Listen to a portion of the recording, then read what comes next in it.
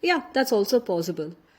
Or it also can give rise to yet another situation wherein there is always some question in the mind to create something, to start something.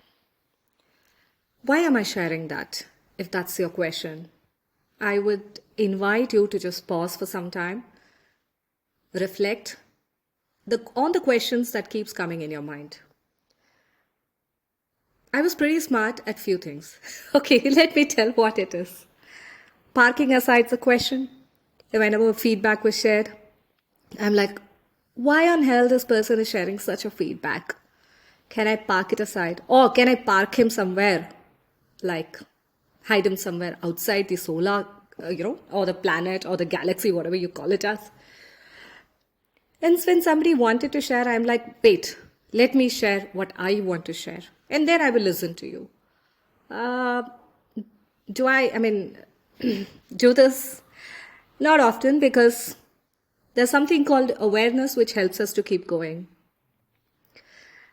I'm thankful that I took a conscious decision of quitting my corporate journey. Had a lovely time, wonderful time, enjoyed my journey as a recruiter, talent acquisition partner, and I also believed that it is just not a candidate paper to organization JD fitment.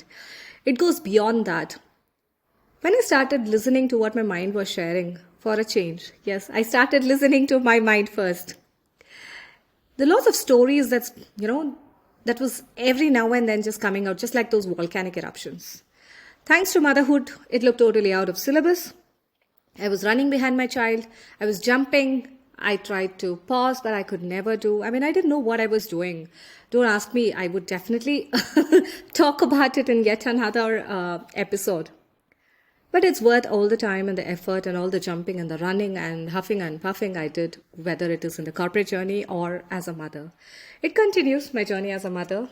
Every day is out of syllabus and I keep learning some or the other thing from my minion, my princess, my daughter, because she pushes me to an edge. I think I've never gone to these corners or, a couple of these places to safeguard myself. She pushes me every day to an extent that I keep thinking about it. How do I deal? What can I do? And that is how an idea came, a story happened, and today, yes, an Ammapreneur talking to you, founder of Maya Katha Community Hub, a training and a mentoring platform. Why am I talking about my venture that I've been running? Well, it is just not about, it is not a lead generation, what I'm doing over here, but I'm sharing my experience because Kapi and conversation, yeah, I would love to say, call coffee as Kapi because that's what we call at home. And I feel a soulful connect directly with the word Kapi. Yeah, a bit of a connect with coffee too. Okay. So the journey was good. I was running a platform, a community, which started with yours truthfully, I being one sole member, and today we are close to 4,500 on the social media. I went about reassessing, what am I doing? Who are these people? Where are they coming from? It took a while, and I'm thankful to the mentorship, the guidance, and opportunity, the platform that I received last year. It's called NSRCEL, NSRCEL, and by IIM Bangalore, where I'm currently pursuing my women's startup program. And I would definitely want to record about it in yet another episode in detail. It gave me an insight about that idea that I have been working with, how I can transform that idea into that story that can create a venture, that venture which can stand on its leg, and that venture which can create business, that business which can create opportunities, not only for myself, for several more people out there. And I started understanding what I'm doing. Yes, exactly. I started listening to people. I have been listening to people at home. Yes, I do that with people also. But the active listening, it was not a choice of listening. When I started listening, the perspective, what people are sharing, my mentor, my guide, they've been talking about, what I'm doing with regards to my venture, how I can go about it. I wish to take this opportunity to say thank you to Ms. Malavika Harita, ma'am. Literally, when I went for the mentorship to meet her, I I wrote with sketch pen with several colors about my venture, what I'm doing, what I was doing for the last 4 to 5 years. She just looked at it. She took her, her book, and she just wrote, see, this is what you're doing. These are the things which you can do. This is how you can build it into a framework. And she literally helped me build that framework. And that gave me a push wherein she said, don't wait, just take action. Start scheduling the programs. And I went about doing that. And as the program, and also I would say as the program we were progressing, I often used to meet Mr. Naga Prakasam sir of NSRCEL. To date, the meeting would have been like 1 minute, 2 minutes, or maximum 3 to 4 minutes. But every time it helped me to assess about what I am doing and how I can, take it to the next level. Suresh Bhagavatala sir and so many people over there who really created that change, brought about change, and not just like one or two people. We are several hundred of us, thousands of us who benefited from this Women Startup Program or the NSRCEL program that we have availed. Would like to quote Krishna Nair sir, who guided me, who said me, just think on the technical sides and see how you can bring the financial aspects into this. And to the team, Ankita, Pegu, Jibin, Karthik, Sarla, they have been a constant support. Okay, coming to my experience now, which I recently had a social entrepreneurship boot camp on 4th and 5th of September. In IIM Field Vishakapatnam, that's my partner institute that we have availed. A wonderful learning. The program started with an introduction by Professor Shameem Jawed, who really gave, a straightforward thing, you got to be pitching all the time. Not necessary that you're going to pitch to get that fund or extra money, but you got to pitch which will bring in the clarity about what work you're doing, how you're doing, and how you can take it to another level, which will help in building business or customer base or what you call it as. And it was followed by a wonderful session, which was on social and community building by Mr. Satyendra Singh, who's the founder of Bastar Se Bazaar Tak. I invite you to, visit his details. I'll be sharing the link of all the people whom I'm talking about in the description. He gave an insight about, how that one idea when he was literally, at a stage where he didn't know or he had money, he was wondering what to go about it. There were people, in his village who came forward, helped him out. And there's one person, Miss Ambika and her husband, who worked along with Satyendra ji. And today I want you to just go and visit Bastar Se Bazaar Tak. Details on LinkedIn or the links that I'm going to be sharing with. And the next session, which followed with a social business canvas with Dr. Archana Pillai. She's a resident mentor in NSRCEL IIM Bangalore and Director of Social Audit Network India. A wonderful sector. I want to add on few more details what Dr. Archana shared, but before that, I'm just sharing. The other session that we had was with Mr. Mahit Anand on the basic toolkit for entrepreneurs or for the startups on the legal aspects, which threw a lot of insights, about what are the things we as a startup or as a founder or as an entrepreneur or as a person that we miss on the basic legal things. And then when we had a panel discussion, which was moderated by Mr. Nachiket Kulkarni, who is an AVP Social Entrepreneurship in NSRCEL. And in the panel, we had, Nagaraja Prakasam sir, Sriram Bhagavatula, and Satyendra Singh. So many things we spoke about, how social entrepreneurship works, what are the small little things that we miss out, how change brings a big change. The change starts with us and we just look about creating an impact in the society before even thinking about what impact that we created. Had a wonderful discussion on this. And then, we had the next day on the 5th. Wonderful session, of course, by Neha Alluri, who spoke about the building an effective team and culture through leadership and resilience. A wonderful journey we got to hear about her, who's a co-founder and a director of Unigovernment. And yes, coming back to Dr. Archana Pillai's session, which I was talking a couple of minutes back. Theory of change. Change is something we all talk about. We say, bring about the change, you create a change within you, transform, butterfly, caterpillar. So many things that we keep sharing about. But it really, sorry, it really gave an insight in terms of breaking a myth.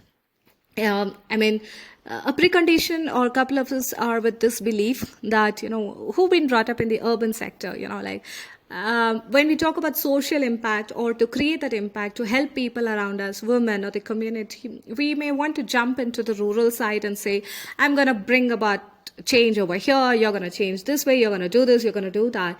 But how much are we aware about how a culture, when I say culture, the way of living, that's what I mean, the way of living or the survival, a family dynamics, how it works, changes every 25 to 50 kilometers for that matter.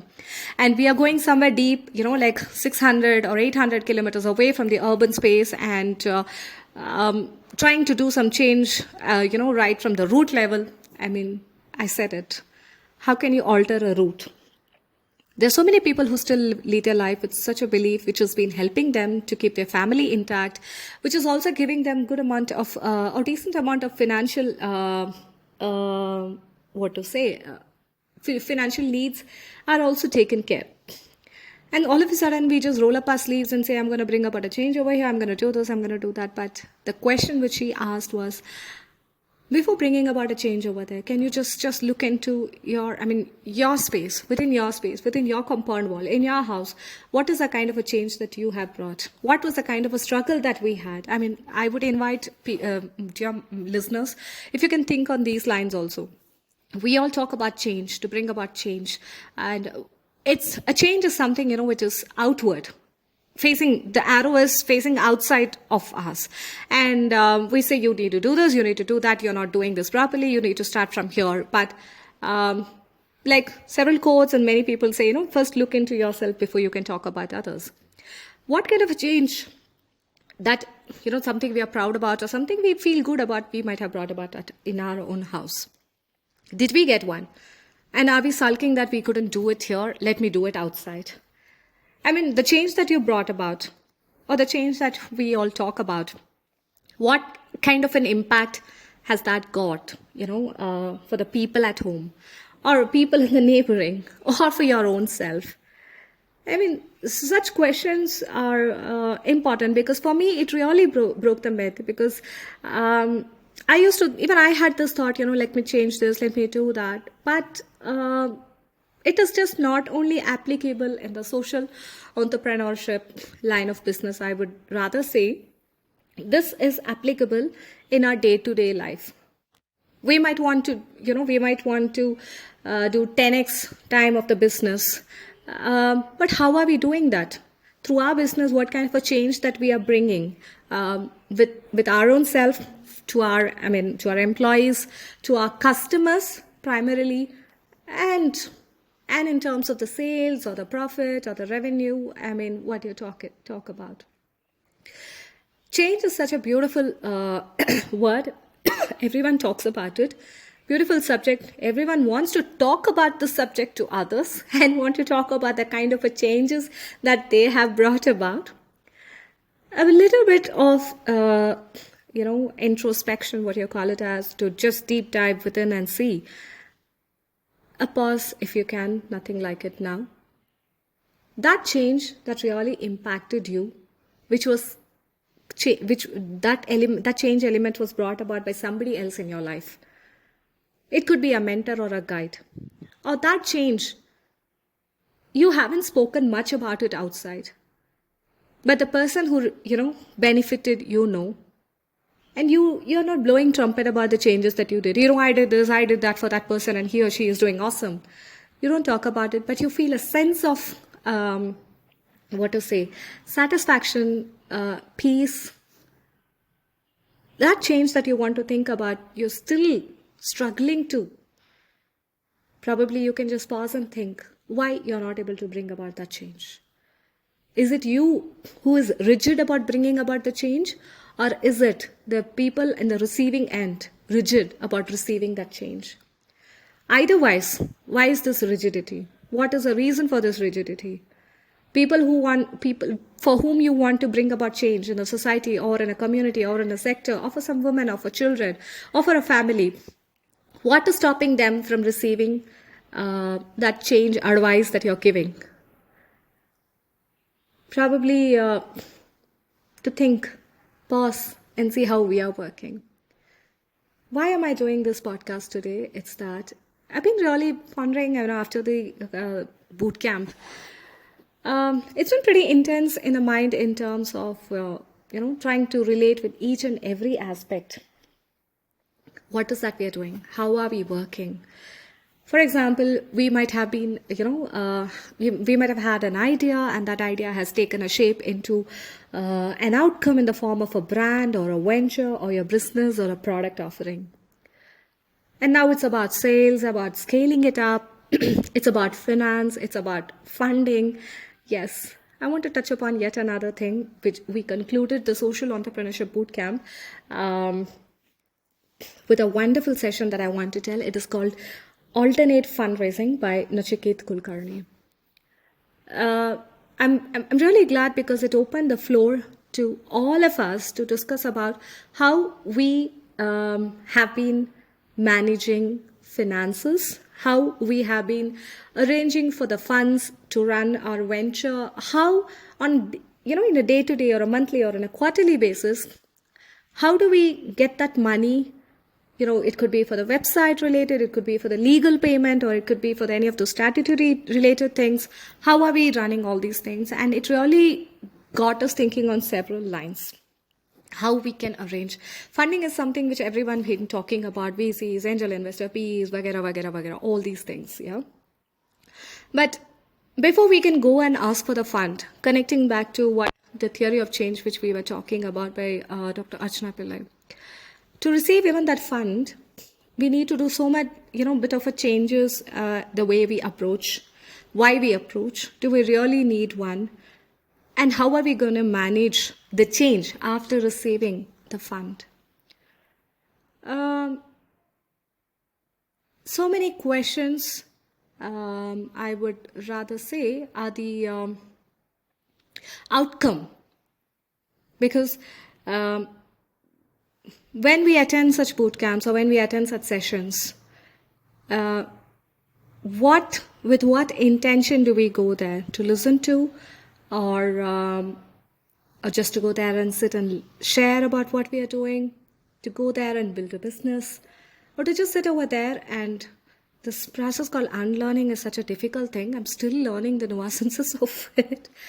But yeah, to really keep aside every element, especially the ego element also, sit over there and just sit over there just like that dry cotton and absorb the learnings. Because when we come back, it's going to be a mixed bag, or the bag filled with so much of information, so much of data, so much of, questions, or sometimes questions about, what I am doing, why I am doing, is it really required that I continue this journey? Is it worth that I continue this journey? How long can you continue on my journey with regards to my venture? Whom do I reach out to? What do I ask for? How do I ask? I would say such questions we should welcome with open arms. Yeah, open-heartedly I don't want to say, because when we talk about open-heartedly, again, it will be like, oh my God, what will I do? It will, we'll start thinking so personal. So with open arms, we can just welcome these questions. So this is my experience of sharing about my little bit of a journey about Ammapreneurship.